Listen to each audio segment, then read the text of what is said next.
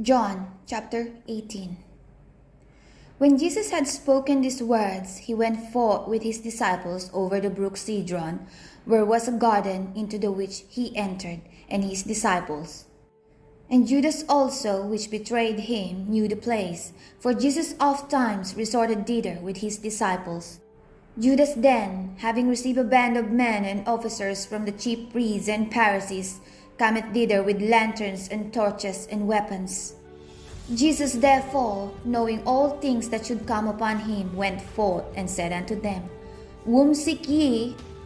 They answered him, Jesus of Nazareth. Jesus said unto them, I am he. And Judas also, which betrayed him, stood with them. As soon then as he said unto them, I am he, they went backward and fell to the ground. Then asked he them again, Whom seek ye? And they said, Jesus of Nazareth. Jesus answered, I have told you that I am he. If therefore ye seek me, let this go their way, that the saying might be fulfilled which he spake, Of them which thou gavest me have I lost none. Then Simon Peter, having a sword, drew it, and smote the high priest's servant, and cut off his right ear. The servant's name was Malchus. Then said Jesus unto Peter, Put up thy sword into the sheath. The cup which my Father hath given me, shall I not drink it? Then the band and the captain and officers of the Jews took Jesus and bound him, and led him away to Annas first, for he was father-in-law to Caiaphas, which was the high priest that same year. Now Caiaphas was he which gave counsel to the Jews that it was expedient that one man should die for the people.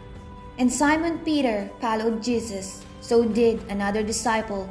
That disciple was known unto the high priest, and went in with Jesus into the palace of the high priest.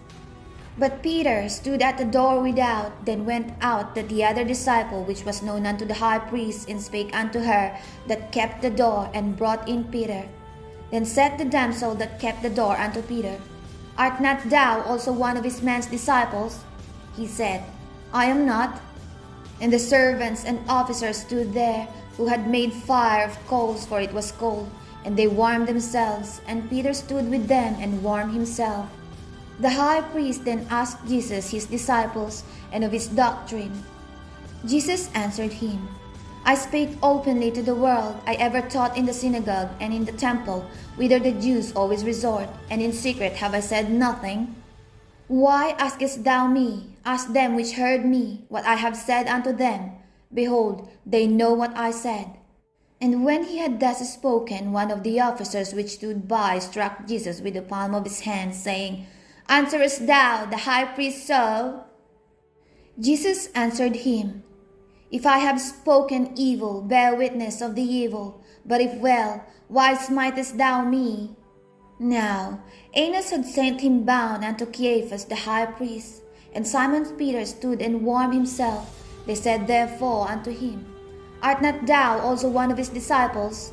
He denied it, and said, I am not. One of the servants of the high priest, being his kinsman, whose ear Peter cut off, said, Did not I see thee in the garden with him? Peter then denied again, and immediately the cock crew. Then led they Jesus from Caiaphas unto the hall of judgment, and it was early, and they themselves went not into the judgment hall, lest they should be defiled, but that they might eat the Passover. Pilate then went out unto them, and said, What accusations bring ye against this man? They answered and said unto him, If he were not a malefactor, we would not have delivered him up unto thee. Then said Pilate unto them, Take ye him, and judge him according to your law. The Jews therefore said unto him, It is not lawful for us to put any man to death, that the saying of Jesus might be fulfilled, which he spake, signifying what death he should die. Then Pilate entered into the judgment hall again, and called Jesus, and said unto him, Art thou the King of the Jews? Jesus answered him, Sayest thou this thing of thyself, or did others tell it thee of me? Pilate answered, Am I a Jew? Thine own nation and the chief priests have delivered thee unto me. What hast thou done? Jesus answered, My kingdom is not of this world. If my kingdom were of this world, then would my servants fight that I should not be delivered to the Jews. But now is my kingdom not from hence. Pilate therefore said unto him, Art thou a king then? Jesus answered, Thou sayest that I am a king. To this end was I born, and for this cause came I into the world, that I should bear witness unto the truth. Every one that is of the truth heareth my voice. Pilate said unto him, What is truth? And when he had said this, he went out again unto the Jews, and said unto them, I find in him no fault at all. But ye have a custom that I should release unto you one at the Passover. Will ye therefore that I release unto you the King of the Jews? Then cried they all again, saying, Not this man, but Barabbas. Now Barabbas was a robber. John chapter 19. Then Pilate therefore took Jesus and scourged him, and the soldiers plaited crown of thorns and put it on his head, and they put on him a purple robe, and said, Hail, King of the Jews! And they smote him with their hands. Pilate therefore went forth again, and said unto them, Behold, I bring him forth to you, that ye may know that I find no fault in him. Then came Jesus forth, wearing the crown of thorns and the purple robe, and Pilate said unto them, Behold the man! When the chief priests therefore and officers saw him, they cried out, saying, Crucify him! Crucify him! Pilate said unto them, Take ye him, and crucify him, for I find no fault in him. The Jews answered him, We have a law, and by our law he ought to die, because he made himself the Son of God. When Pilate therefore heard that saying, he was the more afraid, and went into the judgment hall, and said unto Jesus, Whence art thou? But Jesus gave him no answer. Then said Pilate unto him, Speakest thou not unto me? Knowest thou not that I have power to crucify thee, and have power to release thee? Jesus answered, Thou couldst have no power at all against me, except it were given thee from above. Therefore he that delivered me unto thee hath the greater sin. And from thenceforth Pilate sought to release him, but the Jews cried out, saying, If thou let this man go, thou art not Caesar's friend. Whosoever maketh himself a king speaketh against Caesar. When Pilate therefore heard that saying, he brought Jesus forth and sat down in the judgment seat in a place that is called the Pavement, but in the Hebrew, Gabbatha. And it was the preparation of the Passover, and about the 6th hour, and he said unto the Jews, Behold your king! But they cried out, Away with him, crucify him! Pilate said unto them, Shall I crucify your king? The chief priests answered, We have no king but Caesar. Then delivered he him therefore unto them to be crucified, and they took Jesus and led him away. And he, bearing his cross, went forth into a place called the place of a skull, which is called in the Hebrew Golgotha, where they crucified him and two other with him, on either side one, and Jesus in the midst. And Pilate wrote a title and put it on the cross, and the writing was, Jesus of Nazareth, the King of the Jews. This title then read many of the Jews, for the place where Jesus was crucified was nigh to the city, and it was written in Hebrew and Greek and Latin. Then said the chief priests of the Jews to Pilate, Write not the King of the Jews, but that he said, I am the King of the Jews. Pilate answered, What I have written, I have written. Then the soldiers, when they had crucified Jesus, took his garments and made 4 parts, to every soldier's a part, and also his coat.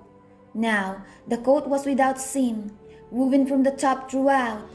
They said therefore among themselves, Let us not rend it, but cast lots for it, who shall it be? That the scripture might be fulfilled, which said, They parted my raiment among them, and for my vesture they did cast lots. These things therefore the soldiers did. Now there stood by the cross of Jesus his mother and his mother's sister, Mary the wife of Cleophas, and Mary Magdalene. When Jesus therefore saw his mother And the disciples standing by, whom he loved, he said unto his mother, Woman, behold thy son. Then said he to the disciple, Behold thy mother. And from that hour the disciple took her unto his own home. After this, Jesus, knowing that all things were now accomplished, that the scripture might be fulfilled, said, I thirst. Now there was set a vessel full of vinegar, and they filled a sponge with vinegar, and put it upon hyssop, and put it to his mouth. When Jesus therefore had received the vinegar, he said, It is finished. And he bowed his head and gave up the ghost. The Jews therefore, because it was the preparation that the body should not remain upon the cross on the Sabbath day, for that Sabbath day was an high day, besought Pilate that their legs might be broken, and that they might be taken away. Then came the soldiers and brake the leg of the first and of the other which was crucified with him. But when they came to Jesus and saw that he was dead already, they brake not his legs. But one of the soldiers with a spear pierced his side, and forthwith came out blood and water. And he that saw it bare record, and his record is true, and he knoweth that he said true, that ye might believe. For these things were done, that the scripture should be fulfilled. A bone of him shall not be broken.